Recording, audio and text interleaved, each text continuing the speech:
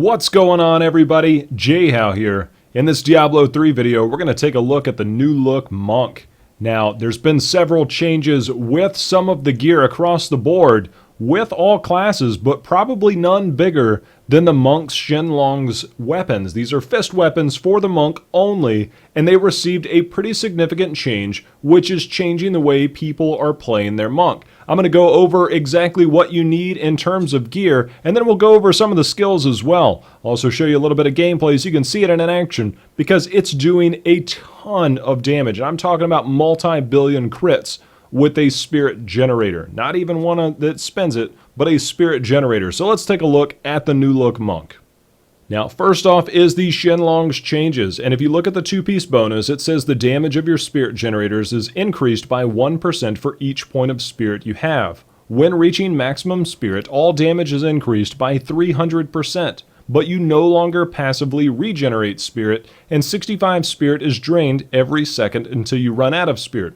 Now, that's a little bit long-worded, but basically you build up as much spirit as you possibly can, and then it begins to dump itself, but at that time you do 300% damage with your spirit generators, but the fact that it's 1% for each point of spirit you have, that's a pretty significant amount of damage when you look at your entire pool. This one here, just based on some random gear that I have, is 279. So you couple that 1% for each spirit that I have, plus you have the maximum spirit, you deal all damage is increased by 300%. You're looking at huge, huge numbers. Now let's go over some of the other stuff that also combines very well with this build. The Inna set is very strong in conjunction with the Shenlongs. This allows for a certain amount of survivability by giving you all passives. So this is really good because the 4-piece bonus, you gain the base effect of all 4 mantras at all times. So that adds a certain amount of damage survivability all the way around. That's just a great thing to have. So having Inna's set is very important to this build for survivability. So long as you have 4 pieces, it's going to go great, because the other set bonus that you need is the 2-piece Raiment of 1,000 Storms, which says your spirit generators have 25% increased attack speed and 300% increased damage. So now we have spirit generators having increased damage from the Raiment set and Shenlongs, and so you're seeing a huge stack towards that spirit generating attack, which again is where you're going to get huge crit numbers at. Now, other items you're going to be coupling that with is the Focus and Restraint Rings. This is going to allow you to do more damage when you hit with a resource generating attack. It's also going to increase it when you do a resource spinning attack, which is going to be your dashing strike. So you're going to dashing strike every so often. It's getting away from the old school Monk build to where you would dashing strike everywhere. This one is more so you can trigger a few things, and I'm going to go over the skills and how that works, because there's a lot of synergy going on between the set bonuses and the skills. And by a lot of synergy, I mean every skill and every piece of gear you have is going to benefit your spirit generators in some form or fashion. Now, the name of the game is to have plenty of spirit when you need it. Even though it's going to dump itself, it's good to get it back quickly. So having nice attack speed in the right places, as well as, say, running the Reaper's Wraps is very important. It is a fire skill, so running fire skill damage on your Reaper's Wraps is important. If you have a nice amulet, something other than an Ouroboros, but something that has fire skill damage, crit chance, crit damage, and a socket, it's going to go a long way. Speaking of sockets, let's take a look at the legendary gems. Simplicity Strength is the #1 gem you want to make sure you have. This increases the damage of your primary skills. Once you get this to level 25, primary skills heal you for 2% of maximum life on hit. So not only are you getting more damage, but when you have fast attack speed, you're also getting healed quite a bit once you get this to level 25. So again, synergy all the way around. Looking at other legendary gems, the Esoteric Alteration is really good to have.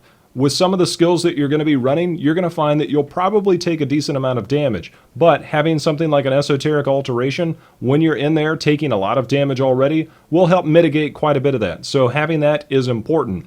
Also, because you're going to have enemies around you, it's important to also have the Bane of the Trapped. Increase damage against enemies under the effects of control impairing effects. And once you have this to level 25, this gives you an aura that reduces movement speed of enemies within 15 yards by 30%.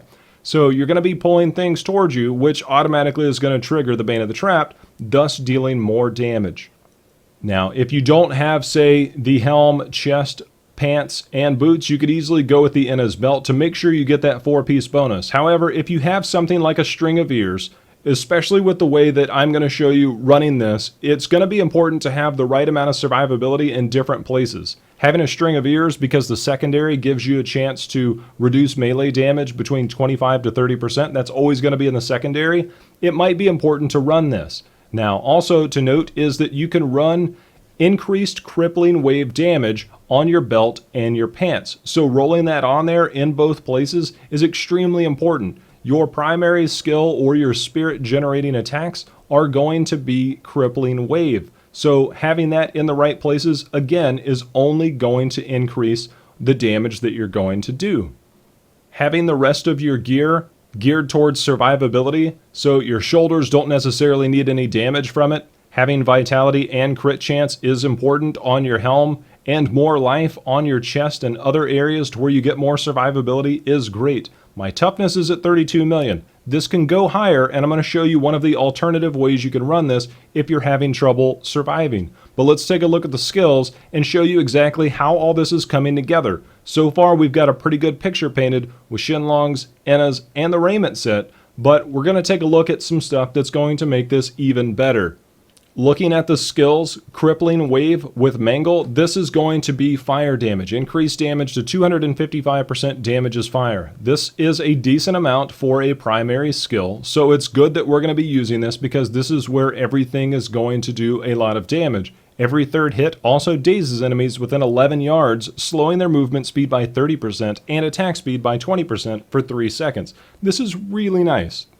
Now, when you're in greater rifts, you're either going to gear for survivability or you're going to gear and go pretty much glass cannon in the sense that you're going to do as much damage as you possibly can and hope to stay alive in the right moments. Now, you can run with Radiance, so using your dashing strike to be able to trigger your focus and restraint can be important because that's going to be one of your main attacks, as well as Cyclone Strike. So you can use it in a couple different senses. However, if you're running with Dashing Strike with Radiance, this says you gain 15% increased attack speed for 4 seconds after using it. So this is really nice. This is going to increase your attack speed, which is going to increase the amount of damage that you can put out. Plus, it's also going to increase the amount of attacks so that you can generate more spirit to be able to get up when you're reaching maximum spirit to increase damage by 300%. The quicker you get max spirit, the more damage you do. So going with Radiance is a really nice choice to do more damage. However, if you do find that you are having trouble staying alive, running with something like Blinding Speed to gain 40% increased chance to dodge for 4 seconds after using this can be a way to survive. However, if you're looking to do the most damage, Dashing Strike is a really nice choice. Looking over at some of the other skills, Cyclone Strength with Implosion, this is going to be able to pull in within a wide radius everything around you. The rune here selected is simply so that you can pull in as many enemies as possible and then to be able to use your Crippling Wave to do as much damage as possible. So that's very important. Also looking forward is Inner Sanctuary with Forbidden Palace. This is enemies inside Inner Sanctuary take 30% increased damage and have their movement speed reduced by 80%. So having everything in there, this is up for 6 seconds. Having everything in there, taking more damage and then not being able to get away is just really important. Again, you're seeing a lot of really good synergy. So you want to do damage, you want to be able to increase your attack speed, you want to get things near you, you want to be able to amplify the damage. This is all really good ways to do it. So having everything working together is only going to work in your favor to just do massive amounts of damage. Now, Epiphany with Desert Shroud, this is your defensive skill. Now, having a little bit of cooldown reduction is going to help out quite a bit. Have an Epiphany, increasing your spirit regeneration per second by 20, so this is good in itself, but Desert Shroud says infuse yourself with sand, reducing damage taken by 50%. That's the main thing. This is really good for tough situations, especially, those boss fights or those elite fights that you're trying to get through or get past, for that matter. So this is important to have at the right time. If you use it on cooldown, be sure that, when you get to a dangerous moment, that you can have some type of out. Now your mantras are going to gain everything else that you want it to, so what you can do is you can simply pick a mantra and be able to pop that if and when you need it. Now, looking at the passives, there's a couple of different ways you can go here, and this is what I was referencing in the toughness part. Now, the idea is that if you're not alive, you're not doing damage. But if you're not doing enough damage, you're not going to clear higher, greater rifts. So being able to balance and figure out what fits your playstyle better is going to determine what passive skills that you run. If you have a Hellfire Amulet, it's going to help you increase a lot of stuff that you can choose. Now, Seize the Initiative is really nice. Dealing damage to enemies above 75% life increases your attack speed by 30% for 4 seconds. This goes right back to the basic principle of this build. You want to attack fast so that you can get your spirit back so that you can do more damage. And that Crippling Wave is going to hit very, very hard, in the billions, once you hit that max spirit and get everything else working together. So having max attack speed in every way that you can is important. Near-death experience is your second life and is really hard to go without. If you're going full glass cannon, you might opt to go with something else here, but most of the time you're going to choose near-death experience for the obvious reasons. Beacon of Etar is also really good for things that we mentioned before, such as Epiphany. This is going to be one of the main things that you're going to need. Inner Sanctuary is nice, but Epiphany is a lot more important in terms of staying alive, so Beacon of Etar is always a good choice there. Now, this is the one that you can probably change out to something else for more survivability. Alacrity. This says increase the attack speed of spirit generators by 15%. I found this is going to do a lot more damage. Again, complete synergy between all skills and all gear. Doing more attacks, again, goes back to everything that I've said before. Being able to increase your spirit generators just means more damage, more spirit building, quicker, and overall just more damage. That's the basic principle of this. So you can see everything coming together to attack fast and attack hard. It's great. Now, if you're having trouble with survivability, Harmony is a really good option. Now let's take a look at this. We're at 32.5 million toughness, and if we turn on Harmony, we are now up to 43.954. If you've balanced your resistances well, then you're going to find that you might have a higher number than that very easily. So, there's a couple of options you can go with, but overall, this is how the build is going to look. So having everything in place, again, with the gear, with the Shenlongs, with the Innas, with the raiment set, with the focus and restraint, I know that there's a lot of different set pieces there, but the reward is very high. So having all that in place is important. When you follow all this and then you put all of this together, you're going to find yourself doing a lot of damage and attacking at a ridiculously fast pace, just making for an all-around really amazing build. So again, there's a couple of variations you can go with between Dashing Strike and Blinding Speed, and perhaps Alacrity for Harmony, to be able to have a bit more survivability. Those are kind of the two that you can change out. Everything else kind of needs to stay in place, but you can work that out as time goes on. Now, as of right now, it's very early on in the PTR, and things are subject to change. So if you're not subscribed already and you want to see if, hey, there's more monk builds or there's any changes coming up, be sure and subscribe and, be on the lookout for those. Other classes and other builds are going to be coming leading up to patch 2.3, as well as several things that are going to be optimized once patch 2.3 hits and the final notes are out. So be sure and stick around for all that. So that's it for this monk guide in patch 2.3 on the PTR currently. So again, more to come and more to come later, so you can see what's going on with the monk, as well as other builds that are going to be coming out as well with the new set. Those are also going to be covered in other videos. The Uliana's Stratagem is going to be a new set in patch 2.3 for the monk.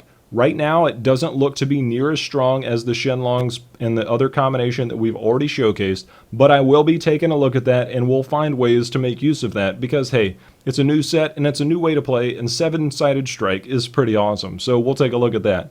So that's it for this guide, and I appreciate you guys watching as always. Again, if you haven't subscribed already and you're looking for more Diablo 3 builds, games, and gaming content, be sure and subscribe. Now, if you like the build or you like the video, feel free and hit that like button below as well. That's always appreciated. Until next time, guys, happy hunting. See you again.